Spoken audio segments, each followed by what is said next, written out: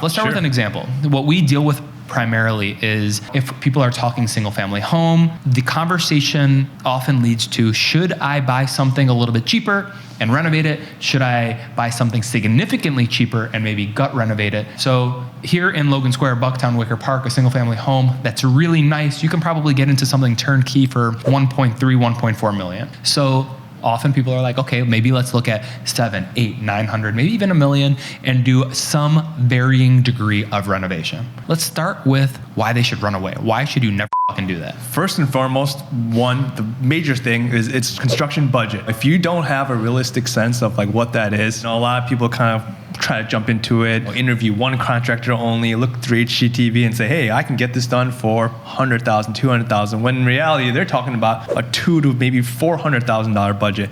So that's first and foremost as a reason why you shouldn't do it. Exactly. It can be expensive, especially if you don't plan appropriately. I think the biggest benefit doing this is one, you gaining equity in your home, and two, gaining a home that is truly customizable that you do like. But in order to fully maximize those benefits, you want to make sure you actually get the equity when you're doing the construction. Back to the kind of example that we were using. Let's say you purchase a home or a condo for $700K, right? And then you're budgeting $300K to get it done. And let's say everything goes right, you just gained $300,000-$400,000 equity. If it's worth 1.3 on the back end. Exactly, if it's worth that in the back end. But let's say that construction is a little bit off, that bleeds out to 400, 500, and then you're all of a sudden all in for a 1.3 valuation, and then going through all that stress, doing the work, months of timing. Is that worth that extra equity of $100,000? The biggest con is you can completely mess up on your construction costs. Right. What else? Second biggest con, I think people don't stress this enough, is just the stress of going through this construction process. If you haven't done it before, there's a lot of moving factors, architecture, contractor, design, having materials being on time. We always say you can always budget and say, hey, this is gonna get done in 2-3 months, but then one contract doesn't show up, something gets delayed.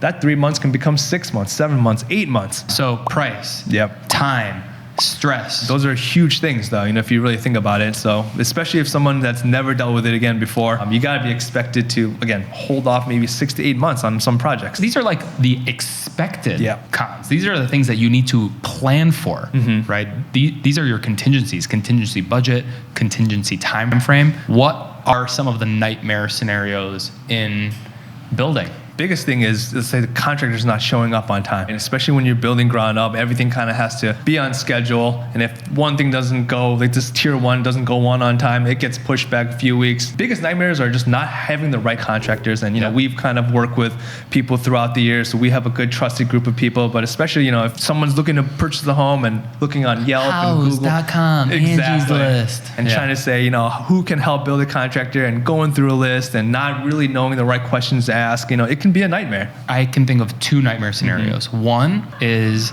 a contractor just did not go in for rough inspections, closed it up, finished it, took payment from the owner, never to be found again. Yep. Big problem. Yeah. You need to go through the permitting and zoning process again. You need to find another contractor who's willing to do remediation work to come in and finish someone else's work. Huge problem. The second and probably less problematic is you just get someone who does shit work. If you can't find the right person, you're gonna get a shit product, you're gonna get shit finances, you're not gonna get the end result that you were hoping for. All right, so we covered the cons enough, and I wanted to lead with the cons because it's not all bad. We both had a lot of clients that end up having a really good result financially, aesthetically, they love the home that they live in, but they did it right. So you have to avoid those pitfalls. What you think the biggest benefits of renovating? Sure, I would say it's really twofold. One is the equity, and second is having the home of your dreams. And as far as the equity piece goes, in Chicago, I talk about this with you all the time, Ben. It's one of the few large cities where it is still possible to get a house or a piece of land, $500,000, $700,000. If you're looking at LA or New York, you're spending millions and putting hundreds of thousands renovating to get that. So in Chicago, it's very affordable, and it's something that everyone should at least think about taking advantage of. There's no perfect home. That's why I tell my clients all the time when we're looking. I really believe there's 100 right choices that are going to give you a really great home in the end. You can make mistakes and build something that's really yours, and you can build this piece of artwork that kind of is you. Right.